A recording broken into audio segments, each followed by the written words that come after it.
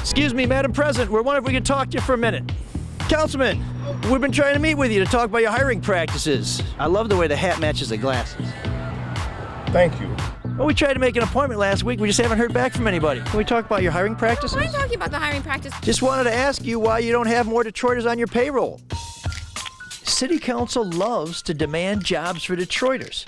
They just don't like to discuss their own hiring practices, which seems a little strange, especially since putting Detroiters to work has been a top priority for a long time. Right, Madam President? Everyone knows that I've been fighting for jobs for the past, I can't tell you how many years with the Skilled Trades Task Force. I've been fighting for jobs, to get Detroiters jobs, to get people in the community jobs. As a resident of Detroit, I couldn't agree more. So why do so many people who work for the Detroit City Council go home to Canton, Grosse Pointe, Farmington, Sterling Heights, even Beverly Hills? I was hoping to schedule an interview with the council president, Councilman Leland. Councilman Benson, please. Mr. Cushingberry. Councilwoman Castaneda Lopez. The councilwoman, please. None of the council members I called would meet with me. Were they afraid of my questions or their answers? You see, my investigation of City Council hiring over the past year reveals that more than 25% of the City Council staff and interns live in the suburbs. Detroit has one of the highest unemployment rates, and I need to make sure that Detroit residents are hired. My investigation also revealed that while council members insist that everyone else give Detroiters good-paying jobs, most of the council members gave their top-paying jobs to people who live outside the city. We've heard council talk a lot about the need to hire Detroiters, but we see quite a few suburbanites on the payroll. One staff member actually lives in the district, which is pretty awesome. She started a block club on her block. 3 of Leland's 7 staffers live in the suburbs, including his chief of staff. Half my staff, that lives in the city of Detroit, so I'm pretty proud of that. If you want Detroiters to have jobs, and you can hire, say, 7 positions, why not hire all Detroiters? I'm not gonna start hiring and firing people based on where they live. Most of Council President Pro Tem George Cushingberry's staff members live in Detroit, but he considers even his suburban employees honorary Detroiters. Well, his dad and his family is from the city, so that was his choice. They have been very, very supportive of my campaign, so they're Detroiters as far as I'm concerned. But there were 2 million people who used to live in the city at one point. That means pretty much anybody could be hired. The rest of their family is still in. The very same morning we met with Cushingberry, City Council approved a new hire for his staff. Her home address? Westland. Now you got to leave because I don't want to talk to you anymore. Councilwoman Raquel Castaneda Lopez is a passionate advocate for hiring Detroiters. She has even argued that residency trumps experience. I would argue that developers, just because they have 20, 30 years of experience, don't have the expertise because you don't live in the communities on a daily basis. And it doesn't mean that you don't have value, but it doesn't mean that you have more value than the residents living in the community. I'm not sure what the main concern is here. Well, the issue is you want everybody else to hire Detroiters. You have an opportunity to hire Detroiters, and only half of your staff are Detroiters. We are consistent, and again, it's over 50%, not every single person. I don't think we've ever said 100% of your staff need to be from the city of Detroit to any developer. When the Detroit Pistons announced they would build a new practice facility in Detroit, Councilman Scott Benson declared on Facebook, "I am fighting to ensure there is no wiggle room in this contract. I am committed to ensuring they hire Detroit contractors and employees for their practice facility." Yet 3 of the 9 people working for Benson live outside Detroit, including Kimberly Seals Allers, who lives in lovely Bayshore, New York. What do we need to do to get an interview, sir? We call your office. We call your specialist in New York. Were you not able to find a communications expert in Detroit? I could give you some numbers if you'd like.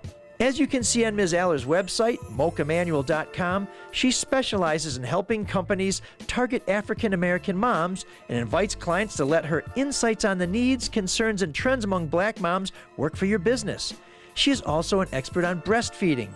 Ms. Allers told me her duties for Benson include arranging media interviews, but 2 Detroit newspaper reporters and a local radio producer told me they've never heard of her. Like me, they contact Benson directly. Well, maybe not quite like me.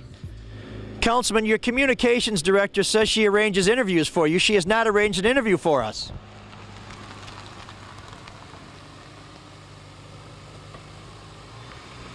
She's not even doing what you pay her to do.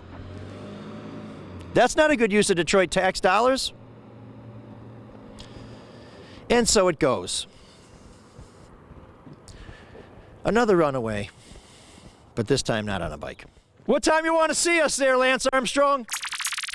Councilwoman Janae Ayers posted on Facebook, as a member of Detroit City Council, I have fought for programs that put Detroiters first.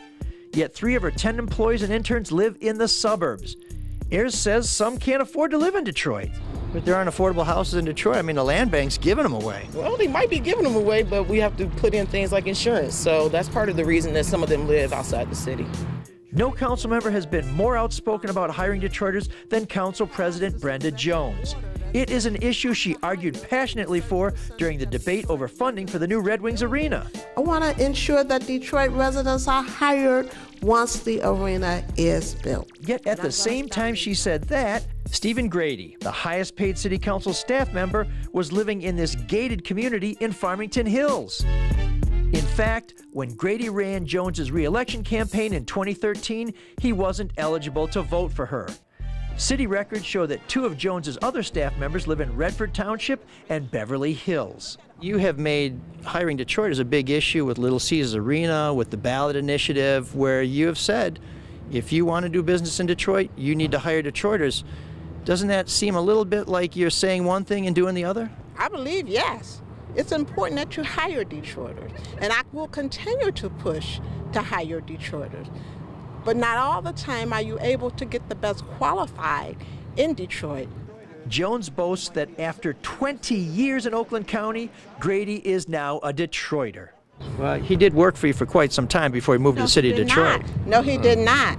My chief of staff began working for me in January of 2014. And I want to say he moved to Detroit in 2014. Is that right?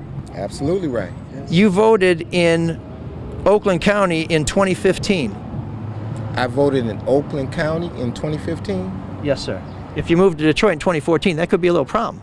If I voted in Oakland County in 2015, I was still living in Oakland County in 2015. So you don't know when you moved to Detroit? I don't remember exactly when it was, but I moved here in July 1999. I remember it clear as day, and that was 18 years ago.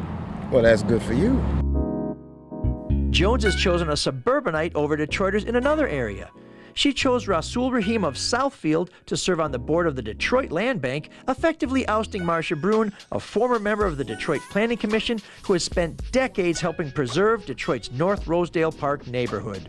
But you couldn't find anybody else in Detroit who's been involved in development, who's a lawyer, who lives in the city of Detroit to help determine how City of Detroit properties will be put back on the tax rolls? Again, we picked the person who we felt was the most qualified, and again, it took more than Council President Brenda Jones' vote. Council members Mary Sheffield, Andre Spivey, and James Tate have 1 or fewer suburbanites on their staff. Tate summed up his hiring philosophy with these words: "The first thing I'm going to do is hire someone who lives in the district, then the city, then the best person possible. I want to provide as many opportunities for people who live in the city as possible."